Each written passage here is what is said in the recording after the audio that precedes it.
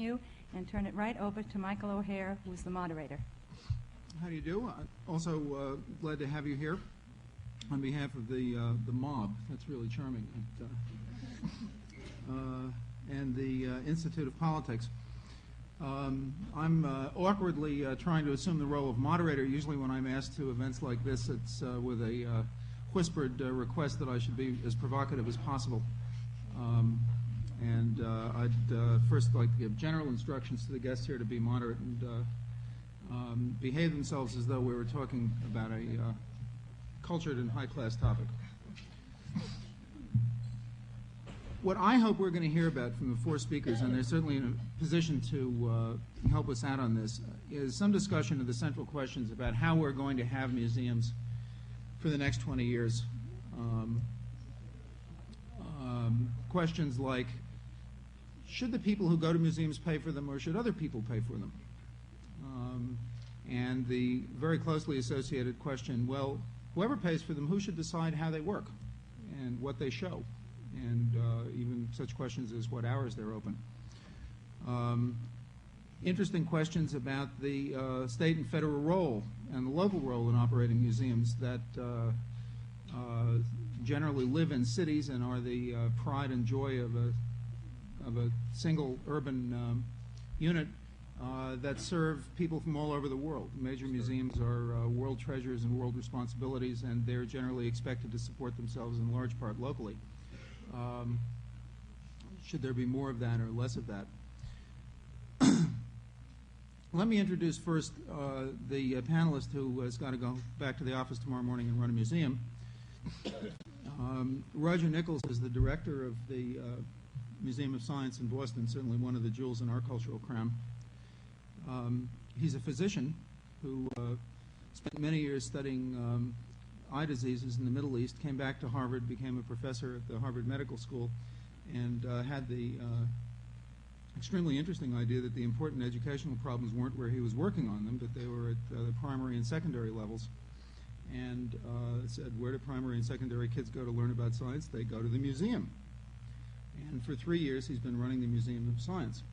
Without further ado, Roger, what's up and what does the future look like? Thank you, Mark. I don't know what the future looks like, but I'll try to tell you where we are at the moment with the financing of the Boston Museum of Science. And Mark, I think, put me first because, as he said, I'm the one who's running a museum, and I'm the one who's worried about where the bills are going to be paid to keep the museum warm and operating this winter. Museums of science and related institutions are the fastest growing branch of the huge museum tree. Last year, more than 30 million visitors came to museums of science across the country, and that, to give you some perspective, is more people than attended all the professional sporting events in the United States put together. Now, it's appropriate to ask how this enormous enterprise collectively is financed. Unfortunately, there's no collective answer to that question, because speaking for museums of science and not for the other institutions that are represented here, the financing of science museums is idiosyncratic in the extreme. Most of them are private institutions, and therefore they're peculiar by definition. Some are financed largely by city resources, such as the Chicago Museum of Science and Industry and Los Angeles Museum of Science and Industry. A few are funded by state sources, but most are out in the hard-scrabble world of saying we're trying to put together funding to keep this institution going.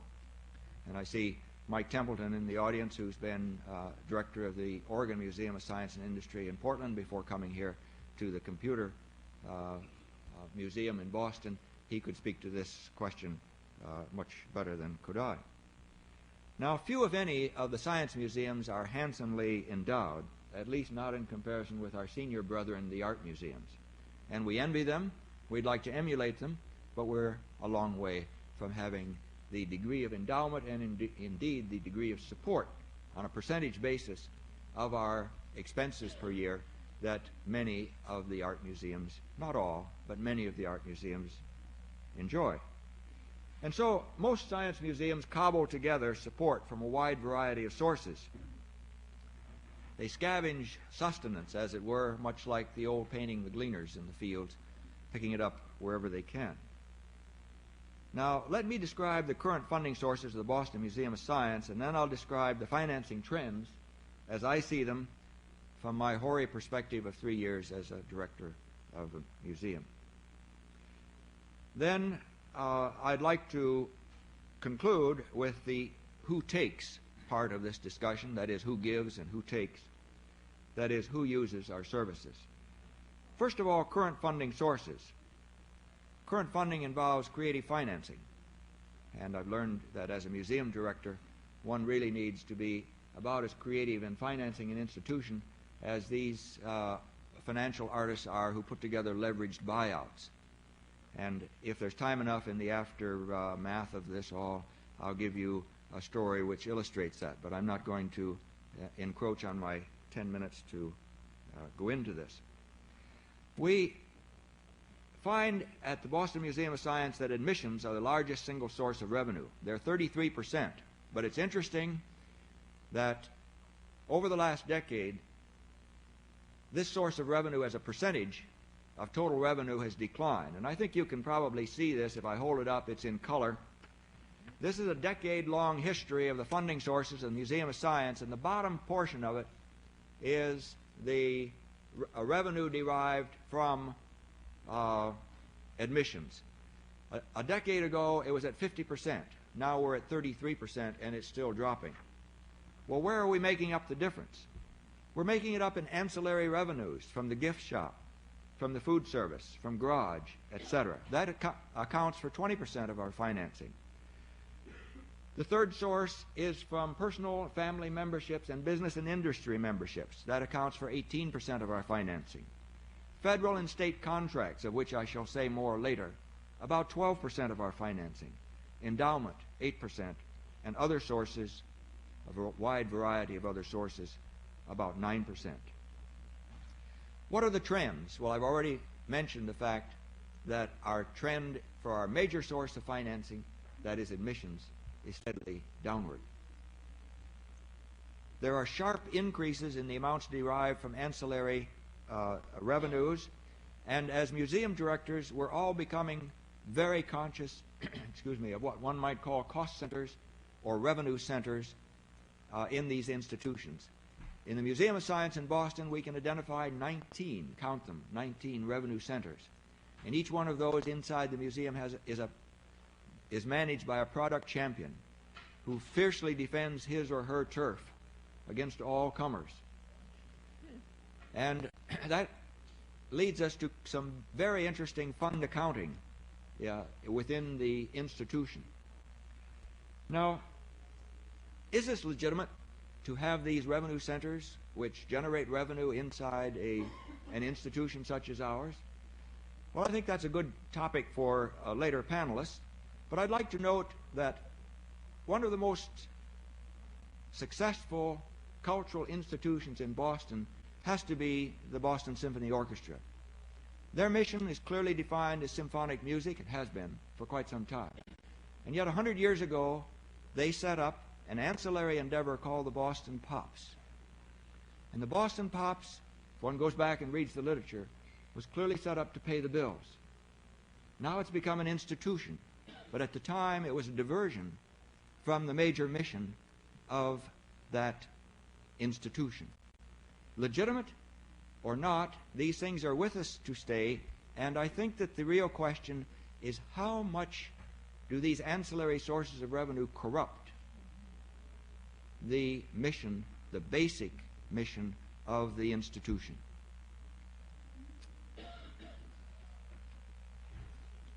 Lastly, for trends, I perceive a gradual diminution in federal support, accompanied by gradual or hopefully sharp increases in state support. Ann Hawley is here this evening on my right, and Susan Phillips, representing state and federal approaches. They'll have much more to say about this than I can, so I'll defer to them. Lastly, to stay within my 10 minutes, who uses this? Well, just about everybody. That is, we have about 50% adults, 50% children, and that may surprise you at a museum of science, where it's thought to be primarily a children's institution. Not so. In my opinion, this mixture of visitors is about right, because clearly, by a variety of studies, over 90% of our adult population are scientifically illiterate. And more of the fundamental issues of our day involve questions of science which are solved not by politicians or scientists, but are solved at the ballot box. And they are being voted upon by a public which is essentially illiterate in terms of the breadth and depth of the questions which are being addressed. So our mission then is one of education, purely and simple, and we look to a variety of sources of funding for support. And lastly, our audience who takes. Our audience is the body politic, and we have quite an ecumenical group of visitors. Mike, that's within 9 minutes, okay? Thank you very much. Our next speaker, this is a little awkward to introduce Ann Holy to a cultural audience in Massachusetts because everybody says, yes, of course, let's hear what she has to say. Ann, as everybody knows, is the director of the Mass Council, and I'm just interested in thinking about introductions for this group. I've realized that everybody on this panel has got into the museum business despite previously respectable employment. Ms. Holy, in fact, before she entered her checkered career in art support, is a musician, a vocalist and an instrumentalist on the what? On the voice. Instrumentalist, it says, and a clarinetist. Our next two speakers are going to talk, I hope, about the prospects for state and federal support of museums. And what do things look like in Beacon Hill? Actually, you should have introduced me as your former student, Michael. Well, I didn't know if I was going to be taking credit or escaping blame. That's why. Thank you. Well, I'd like to say that from where I sit, Boston, Massachusetts is the talk of the cultural world these days. The Science Museum's China exhibition is making headlines around the state, if not the country. The Museum of Fine Arts coup in getting the Renoir exhibit, the only city on the East Coast to have it, and the success of the Greater Boston Arts Fund in capturing the National Arts Stabilization Funds for both funding and technical assistance to cultural groups. And finally, the heady critical stature of the American Repertory Theater on this side of the river. All of these are cultural events and activities that are putting Boston on the map and on the front pages of important cultural publications. And I'm very proud of that success, I think, as all of you are here. But I'm here tonight to talk about something else. It's part of my job as a state official to ensure that the goals and the values of the diverse public of the Commonwealth are carried out in policy, in the support that the Council on the Arts and Humanities grants to cultural institutions, in the management of the agency that I presume to lead, both in planning and advocacy for cultural development. And frankly, we must, all of us, pay much more attention as a cultural community, as administrators, trustees of institutions both large and small, old and new, as museum directors and curators, and as members of the press, to a principle as old as this country. And that principle is inclusion. We are deeply involved now at the Council in working to make our cultural institutions, including museums, more responsive to this principle. Let me deal for a few minutes with some of the issues the pursuit of inclusion has raised for us. Since the government, national and state, provides large contributions, and in this state quite significant contributions, to cultural institutions, including museums, Should not these institutions sustain the values the citizenry has embedded in the practice and the custom of these governments? The trusteeships and senior management in the major Boston institutions, including museums, remain overwhelmingly white, male, and patrician. More, I'm sorry to say, the inclusion in exhibitions of the work of minority cultures remains very low. Likewise, minority audiences remain remarkably unreached by the programs of our institutions. We know these sad facts because of statistical studies we've made of the institutions we fund, which compose the bulk of such institutions in the Commonwealth. What is more subtle but equally troubling is the process by which institutions, including museums, select their exhibitions and their collections.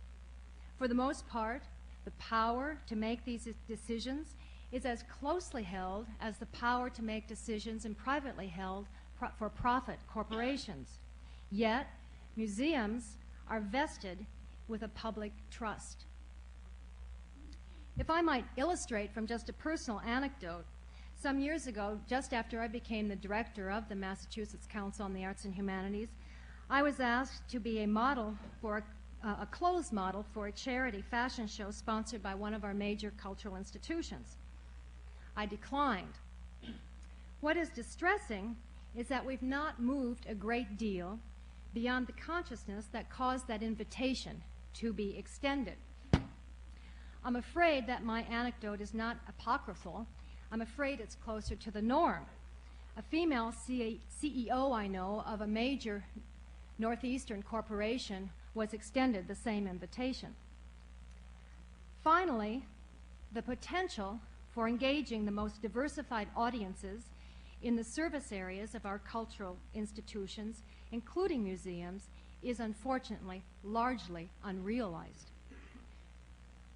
We know that the greatest triumphs in our national history have come in the pursuit of the ideal of inclusion. The Bill of Rights, the Emancipation Proclamation, women's suffrage, the New Deal, the Civil Rights Movement, the progress against sex discrimination. In culture and the arts, this ideal has been represented to us by artists, often of means modest or worse, producing work which transcends the barriers of race, class, gender, and region to touch, to celebrate the universal core of humanity we all have within us. What can be done to push forward the principle of inclusion into our cultural life? In an era when the national administration systematically undermines the very foundation of affirmative action, derides the goal of equal pay for equal work, as it seeks to cut federal support for culture, what can be done? We can, in Massachusetts, stand fast to the principle of inclusion. As I said, the state agency I lead funds institutions whose operations often pay only a glancing attention to inclusion. I don't like this situation. I think the citizens of this state who support the agency and its grantees with their tax dollars deserve better, and I'm doing what I can to change it. We are, as an agency, becoming more active. We have several initiatives designed to encourage better performance towards inclusion from our grantees. We've begun a program called Heritage, which supports projects that celebrate diverse artistic and cultural traditions of Afro-American, Hispanic, Asian, Cape Verdean, and Native American peoples. A component of the Heritage program is our initiative in folk arts. Massachusetts now has a state folklorist. He says the diversity and richness of our folk culture surpasses that of any state in the nation. We are bringing culture and arts to our young people in a complex of programs which reach more than 1 million school children of all classes, races, and persuasions. We are trying, as a state agency, to comply with state requirements to do more business with minority-owned firms. We are striving for better compliance with a clear public mandate for affirmative action. This fiscal year, for the first time, we are requiring a serious self-evaluation of progress towards equality of opportunity among all institutions we fund. We are striving for inclusion in personnel practices at our own agency. 6 of the 15 members of our board are women, 1 male member is black, another Hispanic, and 1 woman is black. Women are in a large majority among our staff and senior management positions. 1 of our female managers is black, another Asian American. Yet, we have much more work to do in bringing top management of color to our staff. Our staff is under clear instructions from its board, from the governor, from the legislature, to bring more people of color into the mainstream of our major funding programs. We must bring more minority artists, humanists, administrators, and audiences into our cultural life. The issue cannot be more clearly drawn.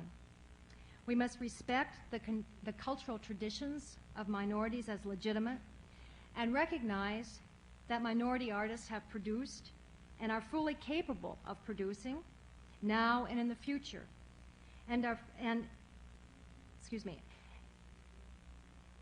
they are capable of producing now and in the future among the very great works of art, humanities, and sciences. And this is the rub. We should do it because it is right, and we should do it because it is the major source of vitality for our culture. If you take jazz away from music, for example, what is 20th century music all about?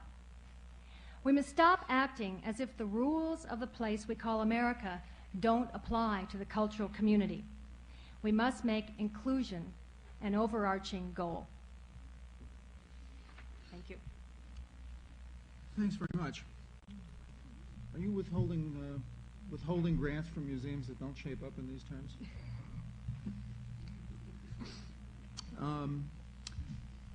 From the very same national administration that Ms. Hawley offered the occasional criticism of, Susan Phillips is the Associate Director of the Presidential Personnel Office, which is approximately chief headhunter in the cultural area for the White House.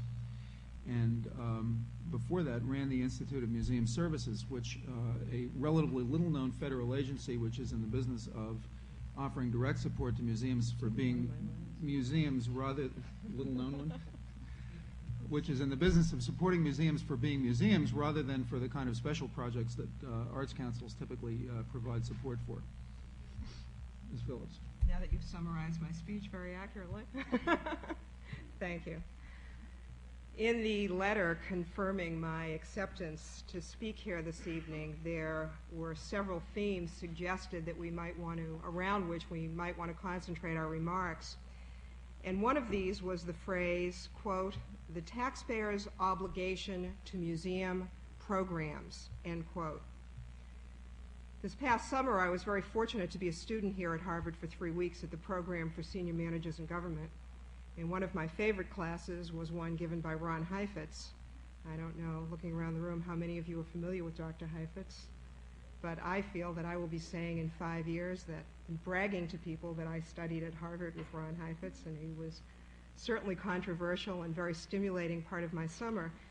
And Dr. Heifetz mentioned casually during one of his classes that there's no such thing as a casual or offhand remark, that every phraseology has meaning, whether it's conscious or unconscious.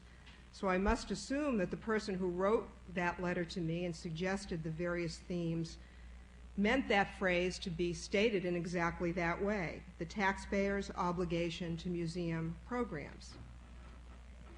Now, if this were phrased as a question, what is the taxpayer's obligation to museum programs? My answer would have to be none.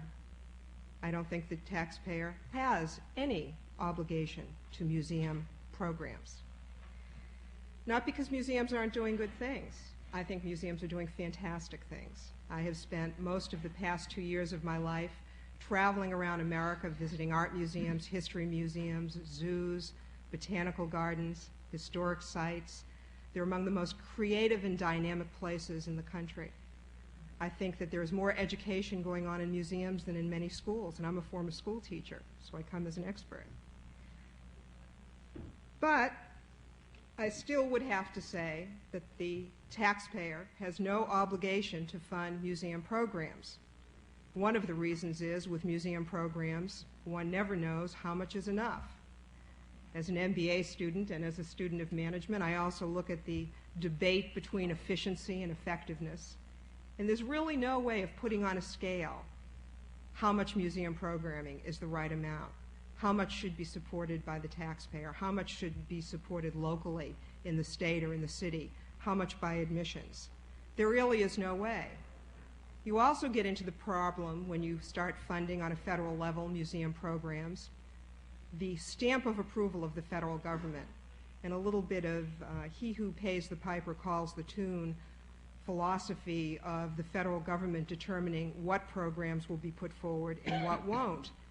If all programs are eligible for federal funding, then how is the local museum to go to their local supporter and say, well, I couldn't get any money from the feds, they don't think we're good enough, but why don't you support us anyway?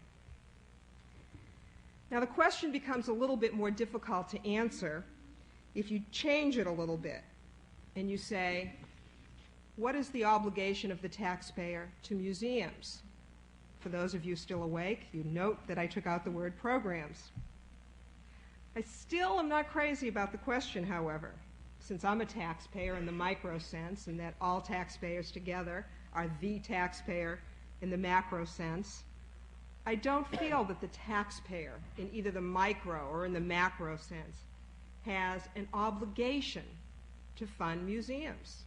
We're no one's safety net. We're not defending the country. We're not feeding people. We're not caring for the sick.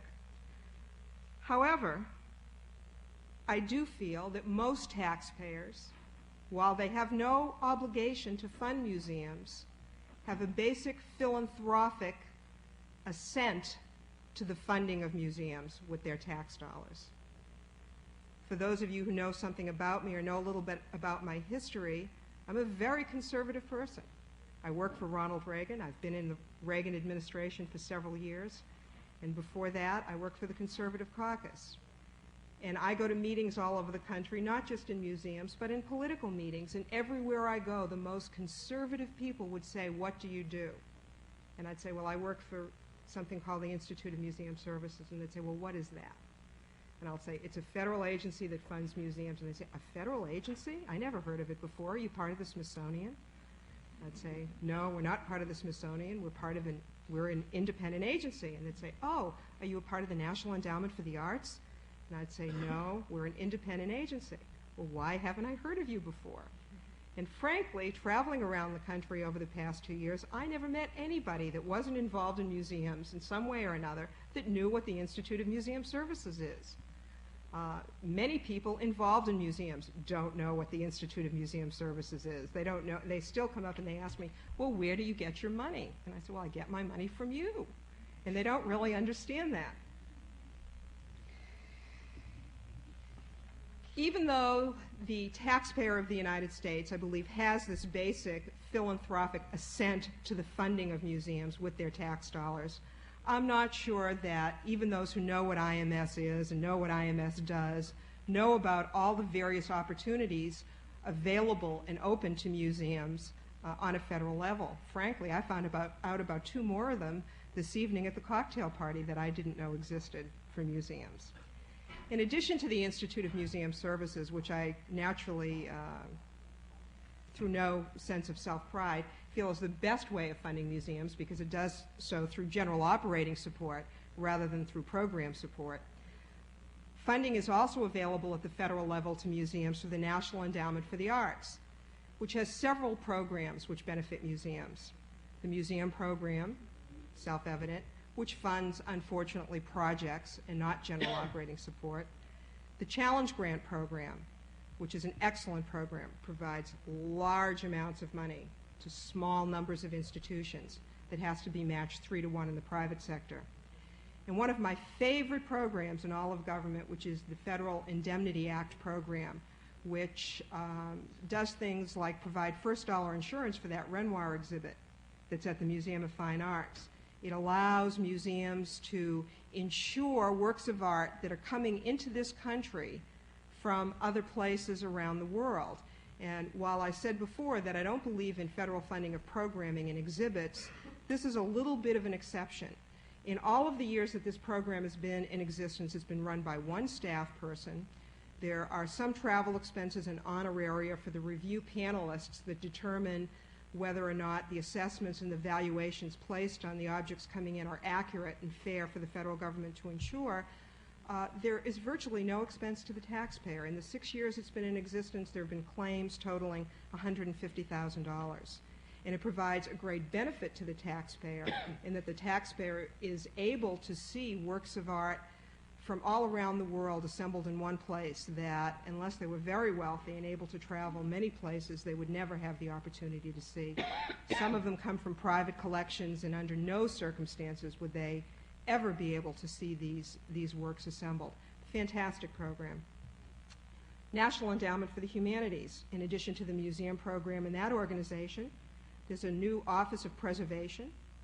There is also a challenge grant program similar to the one in the National Endowment for the Arts. And there's a program whose largesse many historical museums have taken advantage, which is to commemorate the bicentennial of the Constitution of the United States. There's the Museum Act program, which is part of the Smithsonian, which is funded with federal money and provides grants mostly in scholarship areas for research and training for museums, and much of the money has been focused in the area of conservation. The U.S. Department of the Interior, through the National Park Service, supports many historic sites around the country, many preservation activities around the country, and in addition, through direct line items, supports many of the museums in Washington, D.C. The Department of Agriculture provides funding to some zoo programs around the country. The National Science Foundation provides funding to science and natural history museums.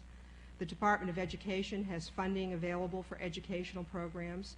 And I discovered that the zoos here in Boston are going to try to take advantage of some grants available at the U.S. Departments of Housing and Urban Development and Transportation over the next couple of years. So the sources of funding for museums are very, very broad. But the greatest benefit that the federal government gives to museums is the tax deductibility of donations to those nonprofit institutions. And this is the type of federal funding of which I am most in favor, because I believe that all of us working independently can make far better judgments as to what institutions should be supported than bureaucrats, of which I am one, can do in Washington. And I think that this is far more in the American spirit than any of the other federal funding programs. It was interesting that Anne mentioned earlier the collections of institutions and what objects are acquired by museums. I was talking to Larry Rieger the other day, who is director of the American Association of Museums, and they just completed a survey.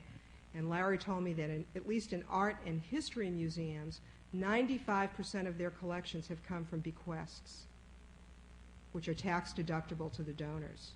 I think that that's a very, very significant problem, Anne, that you're going to have to look at a little bit more deeply if you're going to try to solve your problems with some easy solutions. Finally, as a government official who was running a federal program to provide general operating support and conservation, collections, management assistance to museums, I must say that, to turn the phrase around a little bit, we have an obligation to the taxpayer. I had a dual obligation at IMS in addition to making certain that my programs were run efficiently and effectively to the benefit of the museums around the country for whom the program was created.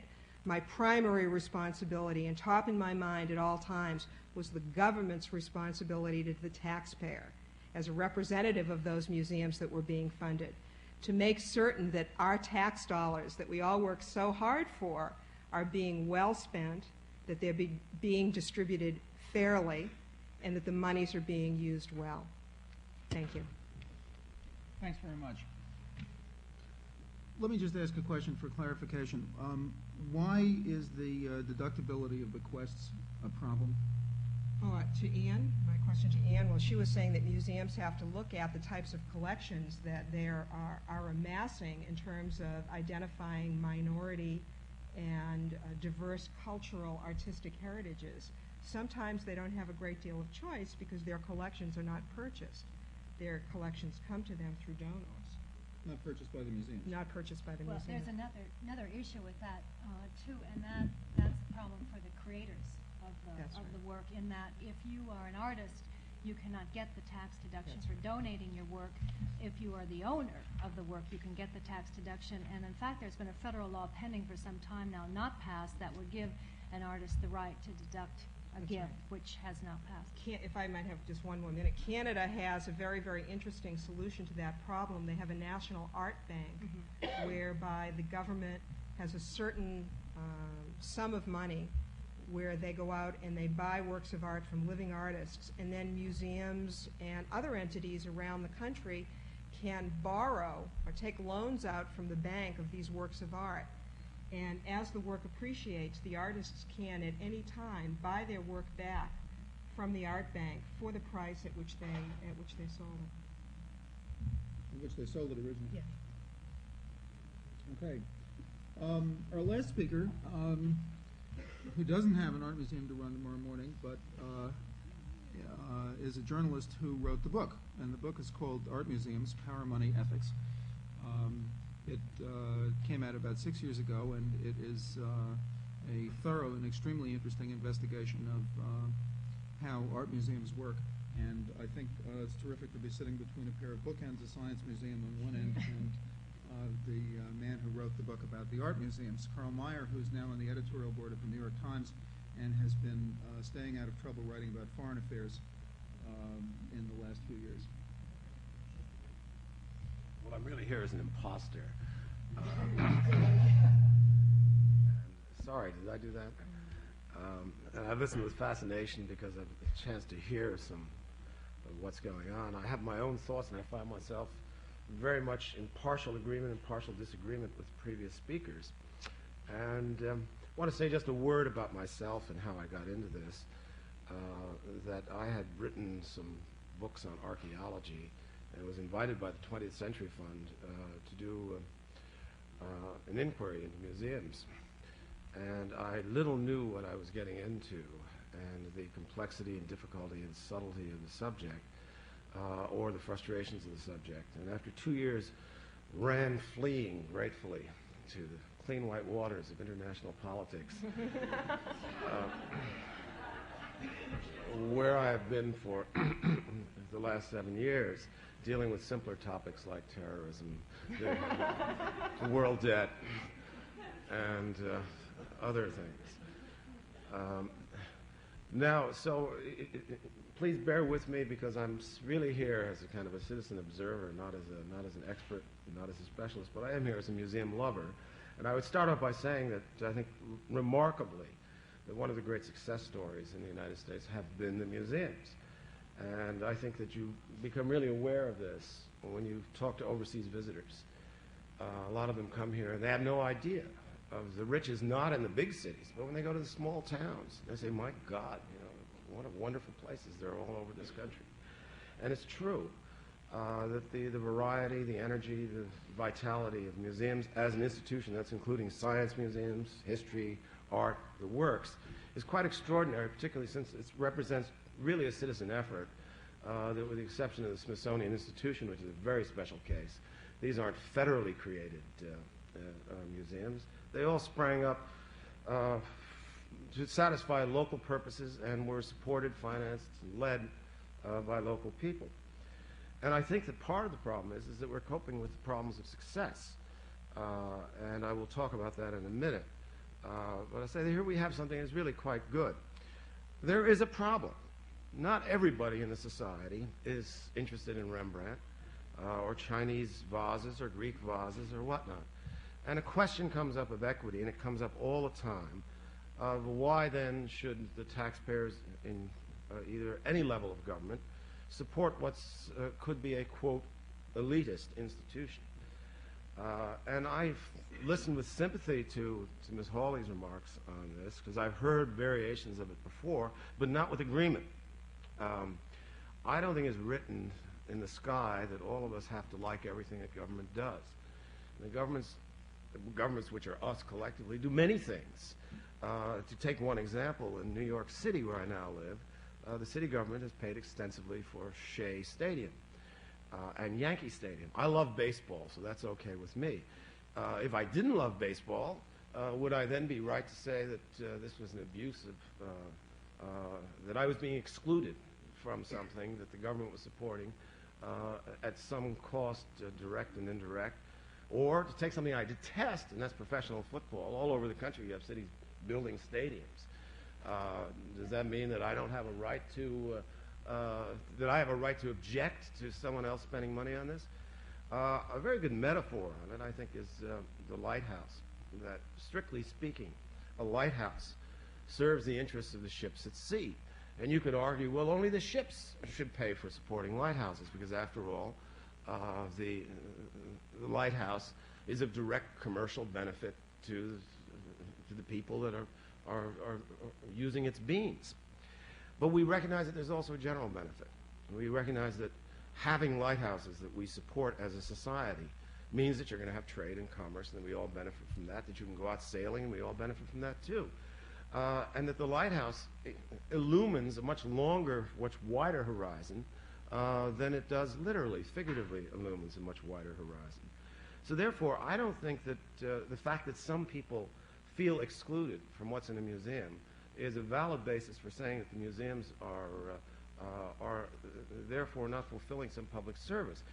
Having said that, by all means, we should do more with educational programs, and we should do more to make the collections comprehensible. We should do more to make them interesting. I agree with that completely. But I don't think that the burden should be on the museums to somehow prove that they're failing in their duties, because they don't reach everyone in the community around them. Should people who don't read not support public libraries? Should people without children not support schools? I mean, there is a general benefit. Now then we get to the question of who should pay and how. Now on this, I find myself somewhat surprisingly sympathetic with Ms. Phillips, in that I become much more of a fiscal conservative looking at the federal debt. And that I feel a citizen's obligation to say that at some point we have to decide where we're going to cut in this budget. And that there are areas where I think we can cut that directly affect the subject we're talking about tonight. Now, nothing about American museums has at once been so successful and so disquieting as their success as acquisition machines. We have just heard that 95% of all the things in museums come as a result of bequests. It is beyond the dreams of avarice, the way museums have exceeded. I'll give you an illustration of the problems you get in New York City. We have a very good museum, the American, one good museum that I want to mention, the Museum of the American Indian.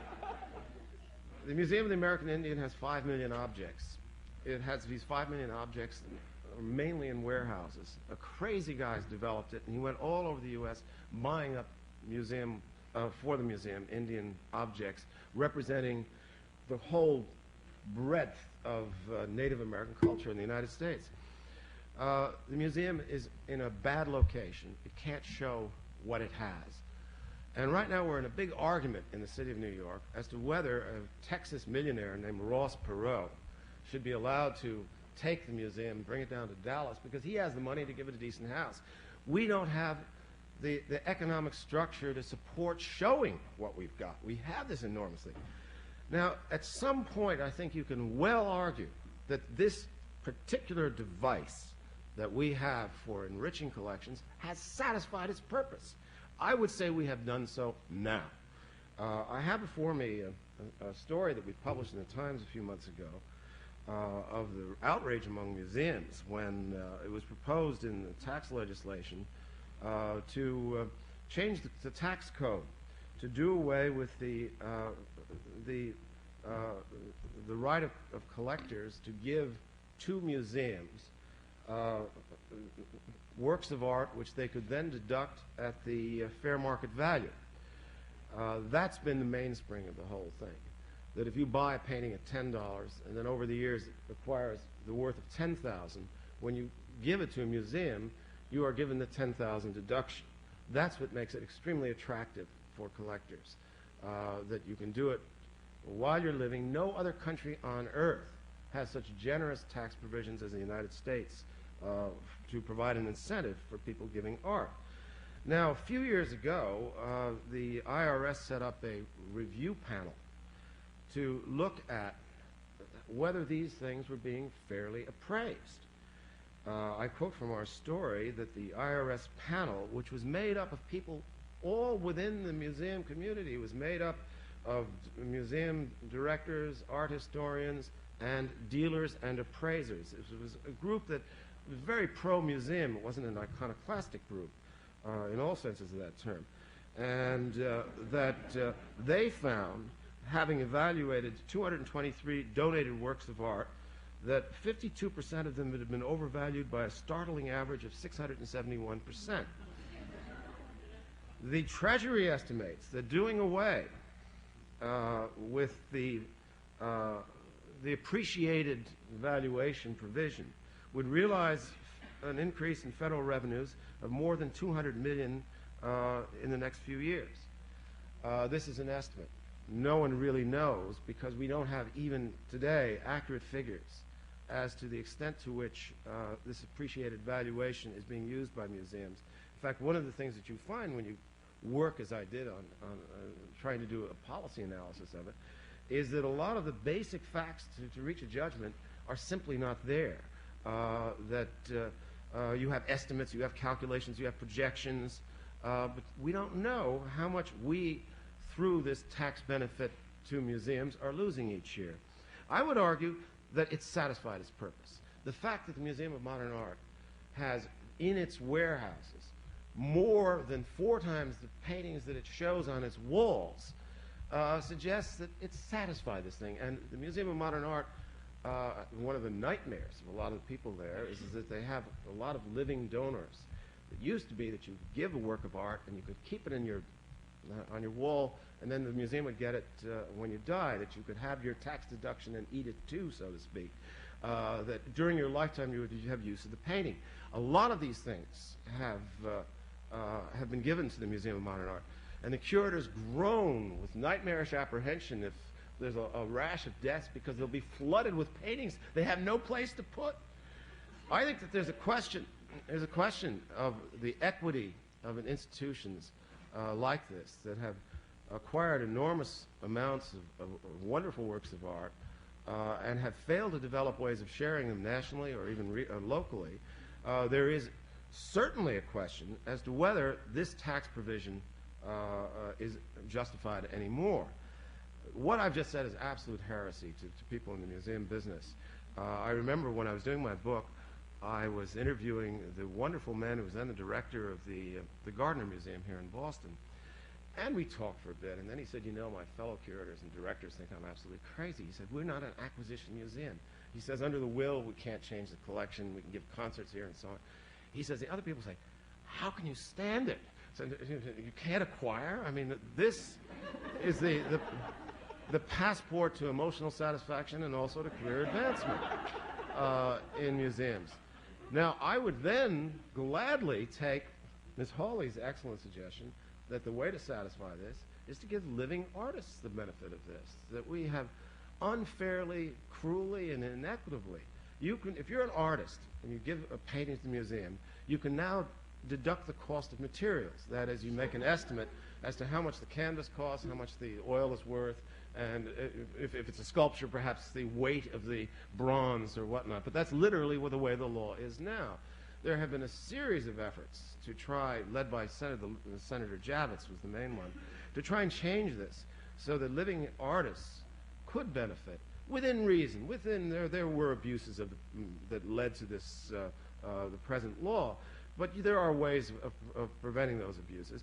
And I think that that would be, in every way, an equitable exchange, that if we eliminate it on the grounds that it served its purpose, the IRS deduction for the donation of art, while at the same time restored for the purpose of adding to the collections of living artists the right of artists to get a fair market, the right of artists, working artists, to get a fair market value for their deduction, for their contributions to museums. So those are some of the thoughts that I have, and with that I think I'll just shut up. Thank you very much, Crow. It's coming back to me as I sit here and listen to this discussion how interesting it was to do research in the area of cultural policy, which I haven't done for a while. Two things that struck me particularly are the left-right confusion that when you try to think, well, now what would be a left-wing thing to say about government support of the arts or of science and education?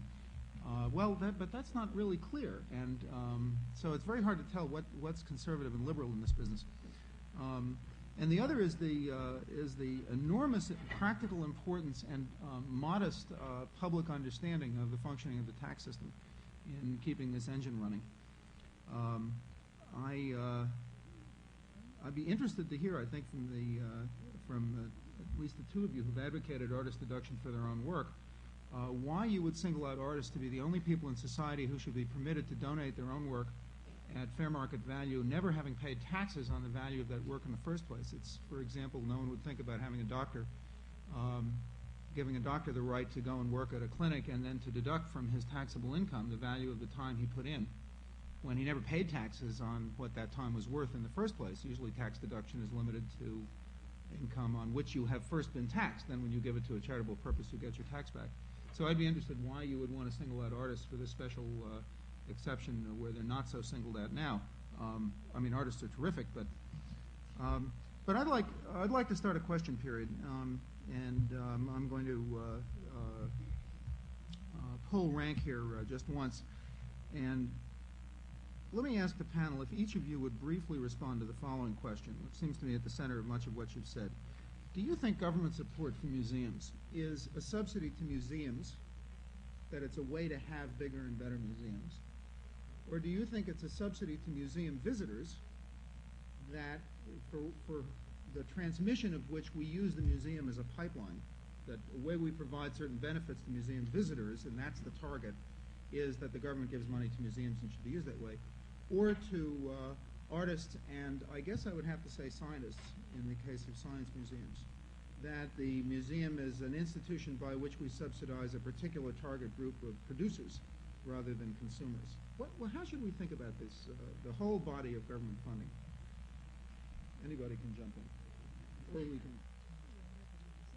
I view the question as one in which funding benefits the users.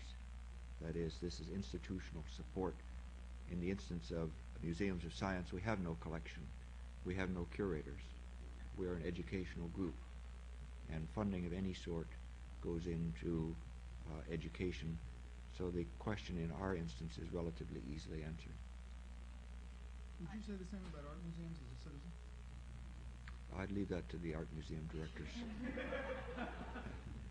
Very diplomatic. If I could jump in, I think that it's all of the above and more, and even more.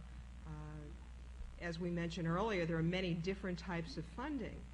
You can say that no matter what the type of funding, it's going to ultimately benefit the visitor if the funds are being well spent, because you might, the Institute of Museum Services gives general operating support. I don't know if you know what that is, but that pays, for those of you who are here who are not from museums, you might take a look the next time you go into a museum and you might see on the wall, engraved in marble, the name of a family or a foundation or a government agency that gave money for a building or a wing, or you might see on an exhibit a note that United Technologies or whomever helped pay for the exhibit. But take a look at the security guard and see if his belt buckle says anything. Or the next time you go into the restroom, see if there are any plaques on who cleaned it and who paid to clean it. And that's what general operating support is. General operating support is the light bill, it's the education director's salary, it's all of these things. So you can say that those funds go to the institution, they don't get passed on to the visitor, except for the fact that the museum wouldn't be open if it didn't have all of those functions taken care of. And it's the same things with, I think, with artists and with scientists. If you're funding basic research, which is going to preserve and conserve the objects that are in an institution for a longer period of time so that future generations will be able to take advantage of viewing or using or seeing or whatever those objects, then ultimately, even though the direct funding may be to a scientist, the ultimate benefit is to the visitor. I'd agree with Susan, although I think that because it's not an either-or answer, but I think that something that's always overlooked when we talk about this area is that what runs a museum is passion. And that's why all of our talk about dollars and cents and policies and who wins and who loses never quite comes out to making sense, because if you're the curator who has worked for 6 years for $14,000 a year and no vacation, you know, you look at it in one way. If you're a visitor who feels that your culture is not at all represented, you look at it another way. If you're a donor, another. But the thing that is common among everyone who is involved is the extraordinary passion that goes into this, of the volunteer time of the trustees, of the volunteer time of the staff, quite frankly, and all the way down the line. I mean, nobody is getting rich working in museums in this country, that's for sure, and everybody is underpaid and overworked. So I think that we're at a very, I see it sort of pioneer days in this country in terms of cultural development, and I think the issues are incredibly enticing, and certainly there's a lot for us to address, but the financing is still at a very incipient level from every direction. Can I address some of these points, Michael? Number one, yes, the museums are for the benefit of the people who use them. So are libraries. I mean, I'm not sure that I follow the logic there. Does the fact that libraries serve only the people who read books mean that the non-book readers are somehow being penalized? I don't see that. But then I would say that even literally so, that's not the case. Because I think, just talking about art museums, one of the fascinating things is the way in which the art museum has become part, almost we might say, of the fashion industry in the United States, that it has become, it has permeated the whole society as a taste-making influence. I lived in London 15 years ago when there was a show at the Victoria and Albert Museum of Aubrey Beardsley. And I'm sure that not more than 10, 15, 20,000 people went to the show, to the Beardsley show. But the show caught on. It was a period of swinging London and Mary Quant and so on. And all of a sudden you saw the iconography of Beardsleyism appearing in graphics, in women's clothes, all over. Because it was something that caught on. And I'm sure you've all had the same experience of seeing something in a museum and then suddenly seeing how it is somehow visually quoted and all kinds of things around you. I think to some extent we're seeing this a little bit now with the interest in India. Right now the Metropolitan Museum in New York has a big India show. And that this permeates the whole society and has something you can't measure, can't quantify, but is palpably there. And that everyone, to the extent that this has any merit to, therefore benefits from the museum, which has done something in a systematic way to bring together a collection of wonderful things that then have a radiating influence outside the doors of the museum. So that was one point. Second point, you said, why do I single out artists? I think I feel a great deal of sympathy for artists, for working artists in this society, that they are, I use the word fashion trade, they are at the mercy of a capricious business, ridden with all kinds of wild oscillations of taste, where one day a fellow's stuff is worth something and then the next day it's not worth anything at all, and all by a relatively tiny group of people who help control is the wrong word, to help influence the monetary value of an artist's work. Sometimes the artist is lucky, sometimes they're not. An artist has to invest a lot in his physical overhead. That certain kinds of artists have to invest a huge amount if you're in a sculpture or anything like that. They have erratic, irregular incomes that while they may get grants occasionally from the National Endowment for the Humanities. We don't have the federal arts program of the New Deal period where artists are paid. We don't have the Canadian system where the state buys arts. So I say, yeah, we owe them something. To the degree that we think that artists have some value, that if we give them a benefit which in equity recognizes their economic vulnerability in this society, I see nothing wrong with it. Well, my mother, the sculptor, would be delighted to hear you say that, I must say. Let's hear from the folks. The floor is open for audience questions, and I'd invite you to step to one of the microphones at the side of the room for our future radio audience. In fact, I'd invite people to line up at those microphones, and we can zip through them. I'd like to ask Carl Meyer a question. I'd like a little clarification. Are you saying that you think the appreciated evaluation of art objects as part of this kind of tax shelter for the rich in museums should be done away with? Yes, it's just what I said. Okay. And are you saying that as a way of recovering that Yes, income? I am. Good. I'm saying it satisfied its purpose, and now we need the revenue more.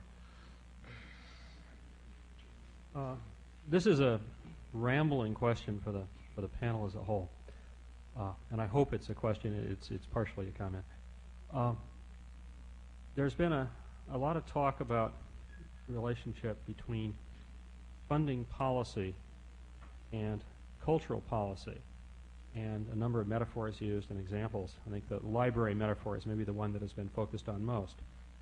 And I'd be interested in the panel's distinguishing between resources that we feel are relatively unbiased and neutral and accessible to all in the form that books, databases, and various kinds of commonly shared information are felt to be of necessity open without cost to any citizen, and the role of museums, which are inherently selective, in some cases elitist, and I don't use that word in a negative sense, and exclusionary. That is, the museum's task is to separate wheat from chaff, to refine and reduce to essentials a great variety of cultural material. That approach seems quite different from a library, and it seems that the political relationship of the institution called a museum to its public might well be quite different than that of the relationship between a library and its public. I think you've answered your question. Yeah, but I don't agree with the premise of what you're saying. The large encyclopedic museums are like libraries in every sense of the word. I mean, we may have better tractor art, and we may have better tractor poetry, and we may have better tractor sculpture, as practiced by some other institutions in the past. I mean, I think that any institution is going to establish an aesthetic and a set of values given the composition of board and staff, and that was the point I was trying to make, and that it is ludicrous to think that that's not so, because it is. And there are vast omissions from collections that we all know about, and there are places where you go to find that and places where you go and you don't. And there's no such thing as a value-neutral collection of art or history or anything else. Whether or not cultural policy in this country has chosen not to have cultural policy, or at least it has copped out on having cultural policy. In France, it's much more interesting because everybody fights about it openly and overtly. This is primarily directed to Susan Phillips, although I think Ann Hawley may also have some comments to add in response. You spoke about efficiency and effectiveness and your role. I'm wondering about the efficiency of having museum funding available through so many different federal agencies. It seems that this duplicates the effort and the expense on the part of those many agencies and their staffs, and also adds considerably to the burden of the beleaguered development staffs of the museums. I'm wondering if there's a way to make this process a little more efficient to be able to consolidate the funding without assuming also the role of an overarching cultural policy? I doubt it. What Congress creates takes an awful lot to do away with. And I think that you will find, if you speak to the various lobbying groups, that the constituencies, lobbying groups in Washington, the Art Museum Association, the American Association of Museums, the American Association of Science and Technology Centers, the American Association of Zoological Parks and Aquaria, et cetera, et cetera, et cetera, they all have their favorite programs, and they don't look at them as necessarily being duplicative. They look at them as varying sources of funding, and there is the belief, justified or unjustified, that if they were all put in one place, that it would somehow be a smaller pie and that they would get less of it than if they knew their secret little avenues. So I doubt it. This is a question for Roger Nichols. You mentioned earlier that 90% of the adult population was scientifically illiterate. And I was wondering, in your opinion, what is the best thing for museums to do? What can we do to reduce this illiteracy? Museums, in general, are informal educators. And here, in the science community, we fall into category which are equivalent to the aquaria, the zoos, the Mass Audubon Society, and I might say a WGBH NOVA as informal educators. The importance of informal education in science has recently been recognized through the National Science Foundation when they set up within the last year a division for the first time of informal education and teacher training. The facts are that, whether we like it or not, that our school systems are in trouble with respect to science and math education. I've learned a lot since coming from postgraduate medicine to the primary and secondary school education, and my learning curve is still steep, therefore I distrust what I'm about to tell you. But I do know that I commissioned a study here in Massachusetts and found that some amazing things, that our children choose whether they're interested in science by the time they're in the 8th grade, not in high school where I thought. That by the time they're in the 8th grade, only 20% of the kids still remain interested in science, and those 20% are almost all white male. We've lost our little girls, and we've lost our black students and other minority groups. I also found out that the Commonwealth of Massachusetts ranks 49th out of 50 in terms of gifted and talented, support of gifted and talented students. There are no state programs for gifted and talented students. I also learned to my dismay that the average elementary teacher in the Commonwealth of Massachusetts who's teaching science has had no courses at the college or university level in the science that he or she is teaching. 0 on average. What they've had is a course in how to teach earth sciences in a graduate school of education, but they have not had a course in geology or plate tectonics and so forth. Now, in study after study, to respond to your question directly, it has been shown that people enjoy, children and adults, enjoy science when it is presented in an informal medium, such as the zoos or the aquaria or the science museums, or over the television programs such as NOVA and the National Geographic. We fall in this category. Facts are that in all likelihood, more of the burden of education will be shifted to informal education over the next 15 years, simply because the school systems are not going to be able to deal with the problem in a forthright manner, given the problems that they face. Does that help? A little bit, but it seems like you're focusing more on the children and not so much on the adults. I know you want to prepare for the next generation. What do we do about the adults? Well, let me tell you about the adults as an example. Many studies have inquired about science literacy in adults. And Professor John Miller, University of Illinois, for instance, feels that only 7% of adults are scientifically literate. And I can give you the details of his study if you'd like them. Now, in the area of adults, we have a population around us today who are never going to become scientifically literate to reading. Never. That is, they are not readers. At least they're not readers of that genre of information. So we're doing a number of things, and other institutions are equally active. I was happy to see Carl Meyer talking about the phenomenon of success in museums. We're putting in an Omnimax theater. Many people learn through their eyes, and we will be surrounded soon by an enormous theater which is dedicated to science education. The trouble is that the films that are available are pretty much theme park, what I call going over Niagara Falls in a barrel type of thing. So we have here in Massachusetts, we've taken the lead in putting together an international consortium which we call the Museum Film Network. And we, a group of museums the world around, are contracting with WGBH Nova to make science films of high educational content but also high entertainment value, because we do not have a captive audience. Now, I think I can assure you that in the near future, when we show a film here called Genesis, that a large number of people in Massachusetts who have no idea of what plate tectonics is, or why Mount St. Helens erupted as a volcano, or what the Ring of Fire is around the Pacific, will, by virtue of being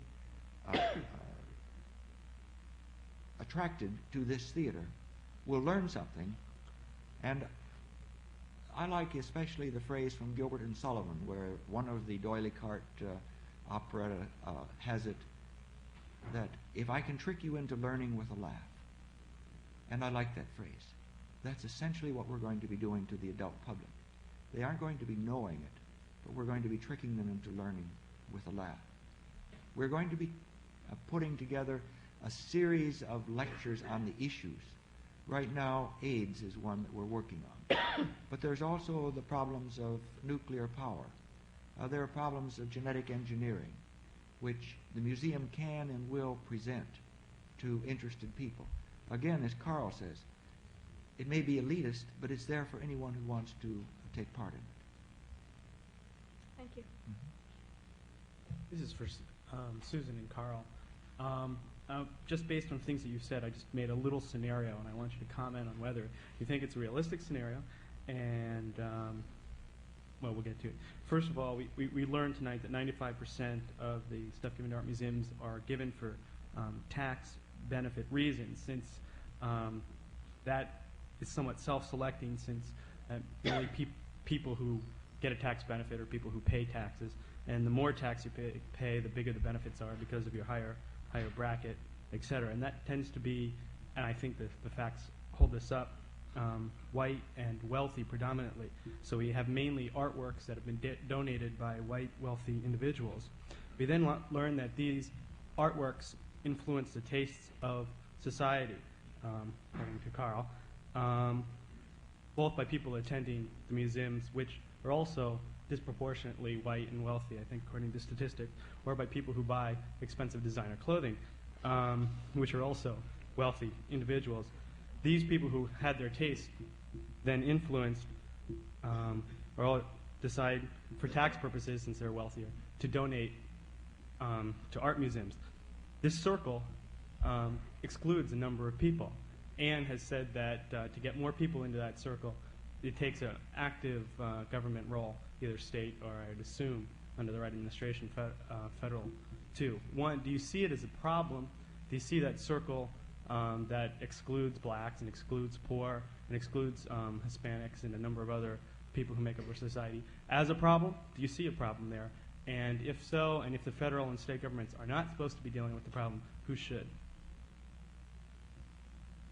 I'm not sure what problem are you saying that most people with a lot of money are white and wealthy, and that, I mean, is that the problem? Well, the donors are white and wealthy, and they're influencing tastes, and that there's not a forum for people who, you know, if I'm poor and my tastes are different than the predominantly white wealthy donors, where do I go for art? Or where are the artists who are appealing to those people to go? I'll tell you how I feel about that. Winston Churchill said about democracy that it was the worst of all systems except for the rest. And I feel that way about the situation that you're talking about. That in theory and abstract equity, it's the worst of all systems, that you have disparities of wealth and that some people can acquire things and that they then give them to the public.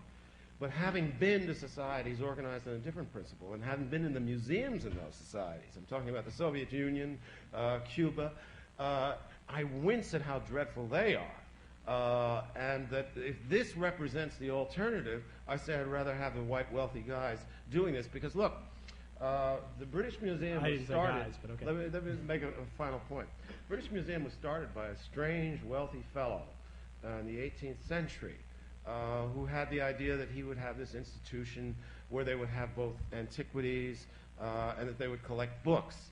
The British, this was the first such public institution of its kind. When it was started in 1762. 100 years later, a man named Karl Marx went into the British Library, there got the parliamentary blue books and other things, and wrote Das Kapital out of it. So that the fact that the things are there can be put to many different purposes. And the things are there for anyone.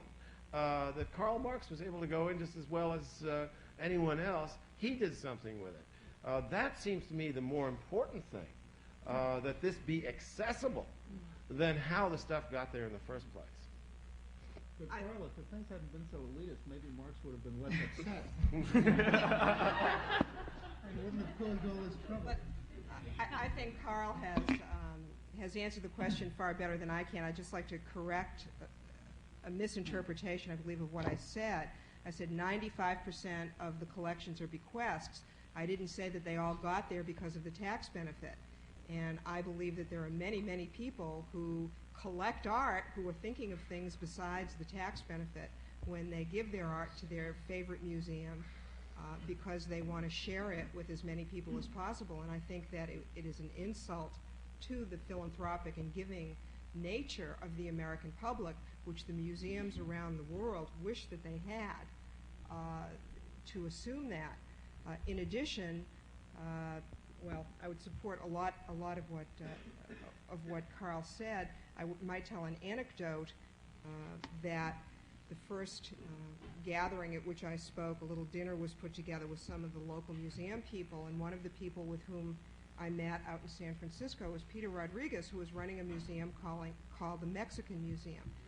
And he was very hot that this was the only museum in the world outside of Mexico, which really was available to show Mexican art to the Mexican culture of the people. And for the entire evening, he just harangued everyone else at the dinner table that they needed to hire more Mexicans, that they needed to have more Mexican art.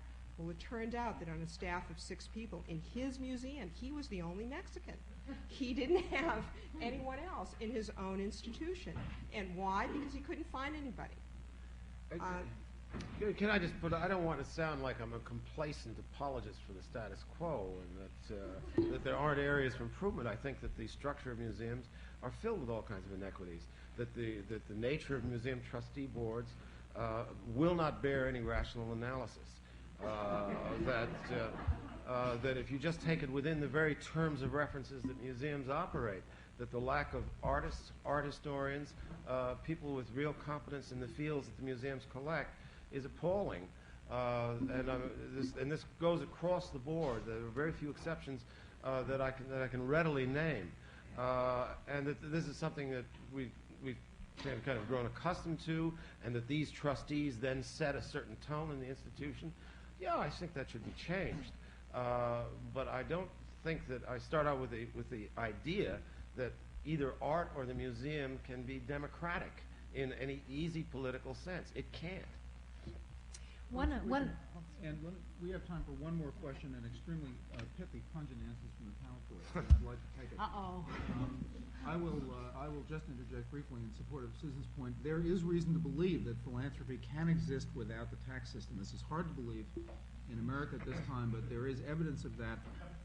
That, for example, most of our major institutions were endowed and created before there was an income tax against which the gifts could be deducted in the first place. And that's. Know anything about this, Bob? I'm a ringer here. Michael and I wrote on the tax question together, and I've done quite a bit of research on that since then. So I'd like to make a couple of points to clarify some of the issues. This past spring, the National Endowment asked me to look at the question of tax law and what its impact has been in other countries. And I looked at 8 other countries. I looked at Italy, France, Great Britain, West Germany, the Netherlands, Canada, United States. Is that 8? Now the question is, of those 8 countries, how many of those countries have tax incentives for charitable contributions to cultural institutions? 7.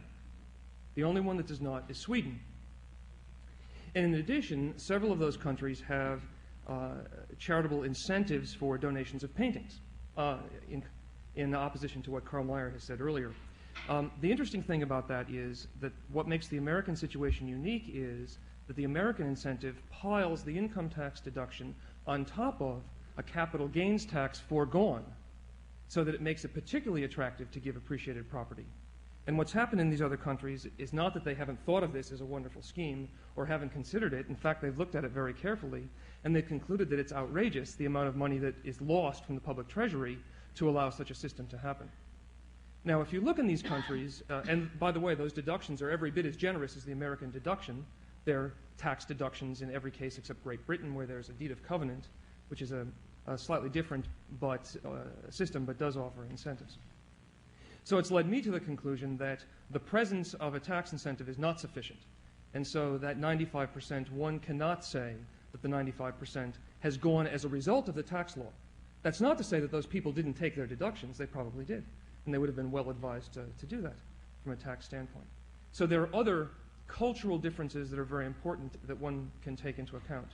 In particular, if you look in Canada and draw a comparison on the provincial level between the province of Quebec and the province of Ontario, you see massive differences between the French culture of Quebec and the Anglo culture of Ontario with respect to private donations to cultural institutions. Huge differences in the data. I see Carl wanting to respond. I just have one short, pithy rejoinder on this. That I don't agree with you. That because of Richard Nixon, when he tried to deduct the value of his papers and giving them to the library, they changed the law so that writers can't give their manuscripts and whatnot and get generous tax benefit from libraries. If you talk to any librarians, they'll tell you that overnight the stuff stopped coming in. No, you're right. I'm not talking about artist creators. I'm talking about the donor collector, and that was the clarity that I was trying to seek. You're absolutely right about that. The second thing is perhaps I can offer a bit of a way out of the debate between Susan Phillips and Ann Hawley and the comments that were made immediately preceding. It seems to me that there's a confusion of vocabulary at the heart of it.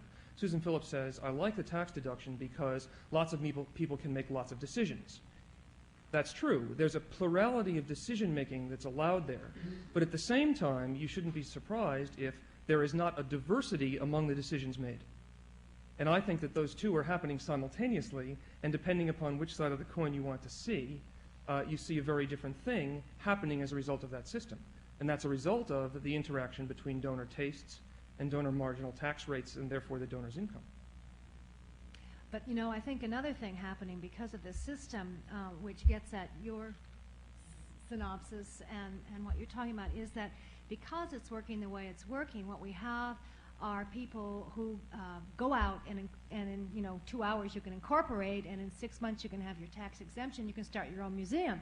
And so we have an ever-increasing number of museums, which on the one hand is fantastic because it creates a lot of vitality and differences of points of view. The problem with it is the new enterprises are so grossly underfunded, have such a difficult time making it a go of it, and so you have a situation that can only persist if you have enough of a zealot who will stay with it for enough years to create the museum out of their sweat and blood. And I've seen artists do this, and it happens a lot in California, starting to happen more in Massachusetts, where artists set up in their houses museums. And there's this wonderful one down in Truro on Cape Cod called the Susan Baker Memorial Museum. Susan Baker happens to be living.